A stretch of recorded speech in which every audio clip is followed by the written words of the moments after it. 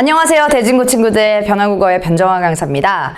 우리 1학기 기말고사 어떻게 다들 봤을지 오늘 시험지를 딱 봤더니요. 좀 의외인 경우도 있고 또 나올 만한 게 나왔다라고 생각이 드는 문제들도 있어요.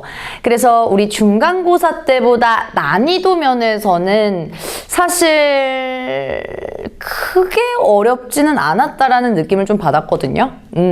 그래서 비슷비슷한 난이도였지만 조금 디테일하게 외울 파트들이 이렇게 있고 또 쉽게 놓칠 수 있는 파트들이 몇 개가 있어가지고 그런 것들을 좀 오늘 분석을 해보면서 우리 여름방학 때는 어떤 파트 또 어떻게 국어 공부를 해야 되는지 그런 것들도 길잡이 하나의 영상을 만들 거고요. 그 다음에 또 하나 우리 2학기는 또 어떻게 대비해요? 여름방학 때 어떤 걸 해줘야 내신하고 모의고사 우리 수능까지 같이 대비할 수가 있을까요? 하는 것도 오늘 이번 이 영상에서 같이 한번 살펴보도록 하겠습니다.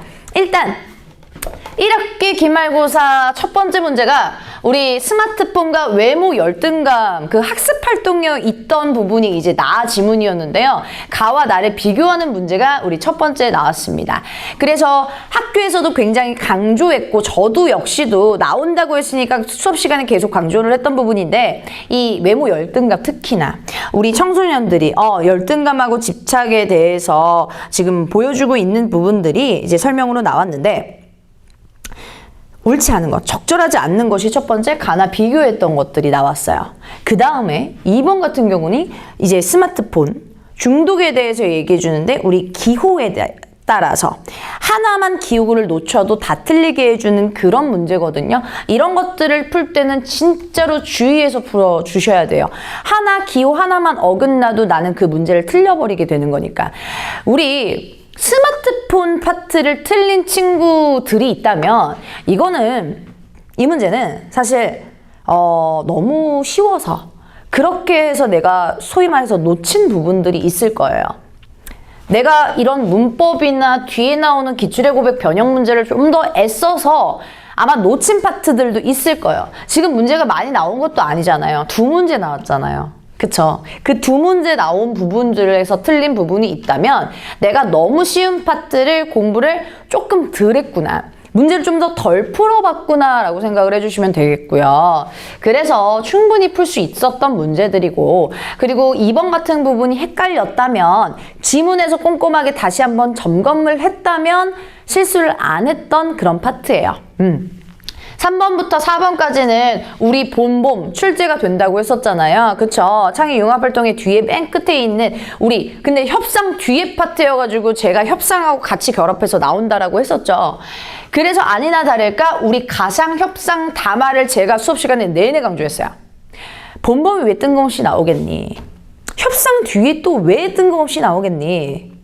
그랬을 때 그 자습서의 예시 답안을 선생님이 강조를 계속했잖아요. 장인님은 이럴 것이고 주인공 나는 이렇게 할 것이야. 그러면 얘네들이 지금 제안하는 그런 주장들은 뭘까? 하면서 본봄하고 협상하고 연결지어가지고 보는 파트. 그게 전체가 나에서 나온 거예요. 그래서 나의 각각 발언을 비교해주는 것도 우리 한번 같이 공부를 했었죠.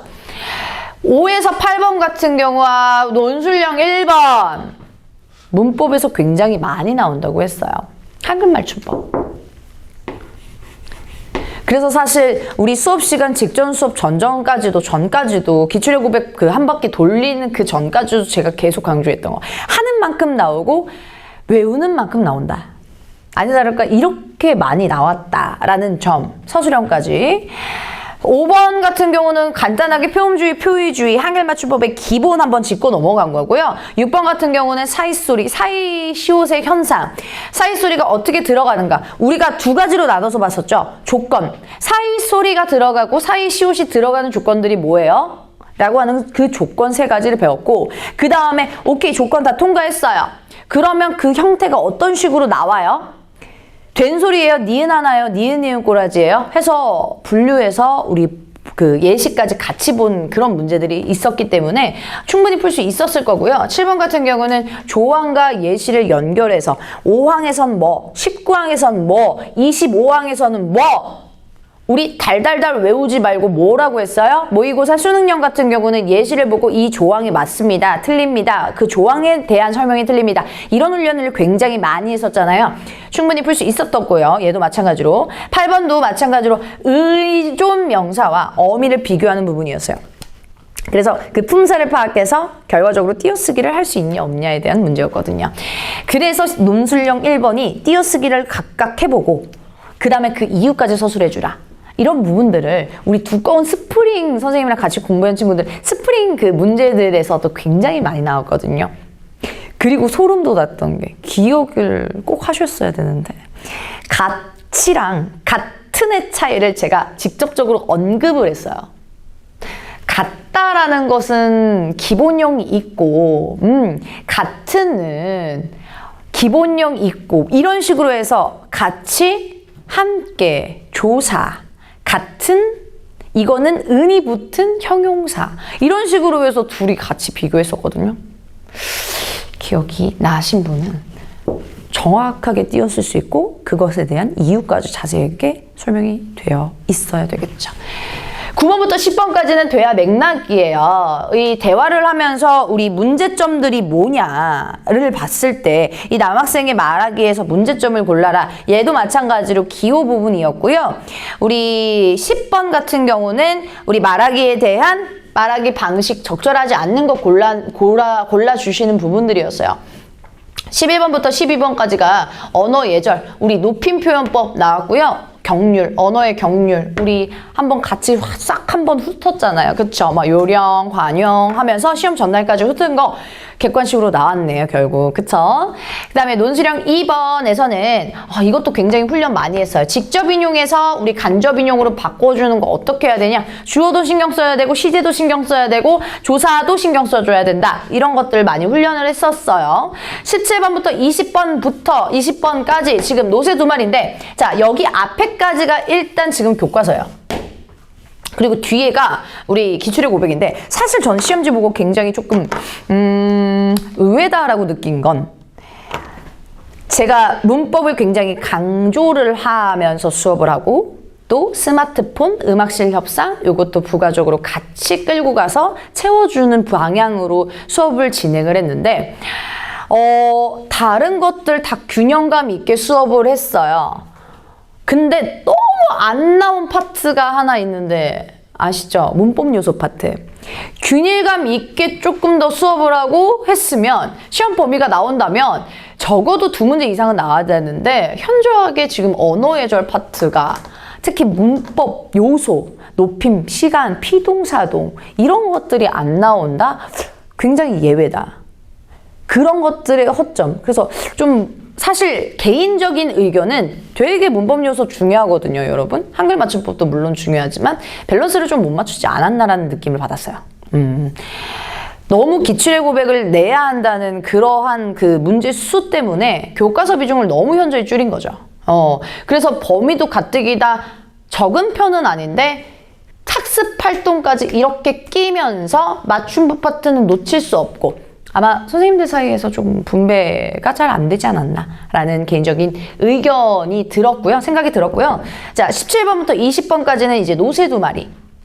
그래서 우리 소설, 진짜 되게 많이 기출에서 많이 나와가지고 다른 작품들 뭐 되게 유명한 작품들 김유정 작품 이런 것들도 다 시험 범위였지만 제가 강조했던 게 이제 노새 두 마리. 왜 노새 두 마리? 노새를 잃어버렸는데 그게 뭘 상징하냐? 그래서 그 노새가 상징하는 거 해설편에서도 굉장히 강조했던 거예요. 그래서 논술형 3번까지도 같이 나온 거죠. 그래서 노새 두 마리 의미와 뭐 상징적인 의미 서술하시오 이런 부분들도 나왔고요.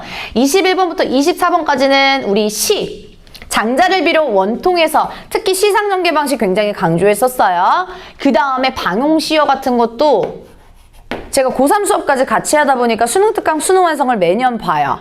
그러면 그 해에 나온 거든 우리 국어 선생님들은 거의 다 알고 계시거든요. 그래서 방용시어를 굉장히 제가 강조를 했습니다. 고3 수준에서 지금 수능특강, 모의고사에서 굉장히 많이 주목받고 있는 작품이기 때문에 강조를 했더니 아니나 다를까 나왔죠.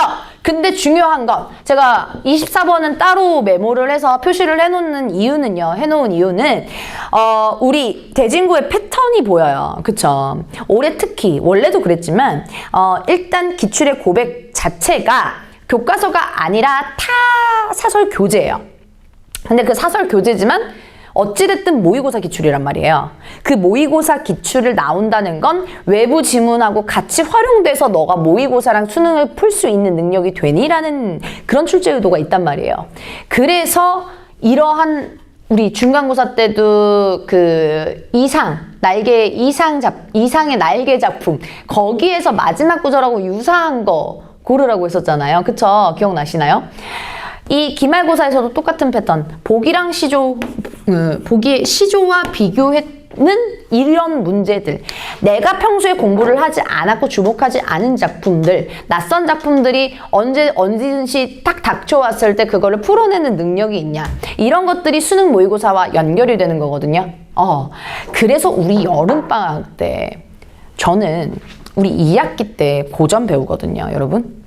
고전 문법 일단 탄탄하게 해서 학기 중에 진짜 국어 공부만 하는 거 아니잖아요, 여러분. 제가 그걸 알기 때문에 방학 때 미리 문법은 쌓아놓으면 어디 가지 않아요. 언어와 매체 제가 강조해서 화작, 화법과 작문 선택할 바에는 언어와 매체 선택하라고 매번 강조하잖아요. 언어와 매체 선택을 한다면 이런 것들, 한글 맞춤법, 의문의 변동 1학기 때 중간고사 때 했던 거, 이런 것들 다시 외울 필요가 없어요. 기본적으로 탑재가 되어 있으면. 그래서 문법을 방학 때 많이 하고 또 기본적으로 채워 넣었는데, 거기에 플러스 비문학 독해 능력도 물론 중요하지만 우리의 내신이 더 중점적으로 무게를 준다면, 일단 내신에 조금 더 채워준다면 이런 부분을 훈련을 해야 된다는 거죠. 특히 여름방학, 겨울방학 때. 내신이 아닐 때 이런 부분을 채워둬야 내신에서 언제 어디서 외부 지문, 유사한 작품 이런 것들이 나왔을 때 당황하지 않고 풀어내는 독해 능력이 있다라는 얘기죠. 무슨 얘기인지 아시겠죠? 그래서 방학 때 막연하게 뭘 해야 되지? 모의고사가 드립다 푸나? 그런 것들이 아니라 문학 작품들은 작품 수를 채워나가면서 좀 다양한 작품들을 만나보는 게 중요하고요. 기출문제를 풀면서.